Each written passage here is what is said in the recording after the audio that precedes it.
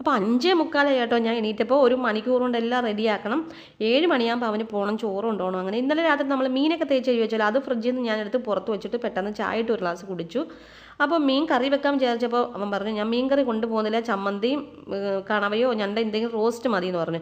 പിന്നെ ഞാൻ ഞണ്ട് എടുത്ത് അങ്ങ് ഫ്രിഡ്ജിൽ വെച്ചു. അവൻ വൈകിട്ട് വന്നിട്ട് റോസ്റ്റ് ചെയ്തോളാം എന്ന് പറഞ്ഞു. പിന്നെ ഞാൻ അത് കണവയാണ് കേട്ടോ റോസ്റ്റ് ചെയ്യാൻ വേണ്ടി എടുത്തത്. ഇടയ്ക്ക് ഞാൻ ദോശ ചുട്ടു, ചായയും കൂടി അവന് കഴിക്കാൻ കൊടുത്തു. അപ്പോൾ അത് കണവ റോസ്റ്റ് ചെയ്തെടുത്തിട്ടുണ്ട്. പിന്നെ ചമ്മന്തി അരച്ചു. ചോറിന് നല്ല ചൂടുണ്ടായിരുന്നു. 2 പ്ലേറ്റിൽ ഞാൻ കുറേശ്ശായിട്ട് നിരത്തി വെച്ചു, പെട്ടെന്ന് ചൂടാറുമല്ലോ.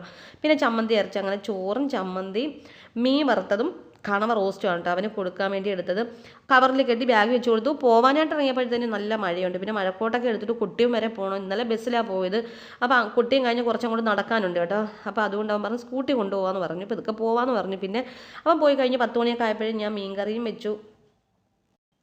ഞണ്ട് ഫ്രിഡ്ജിൽ തന്നെ ഉണ്ട്. വൈകിട്ട് വന്നിട്ട് അവൻ്റെ പരീക്ഷണമാണ്.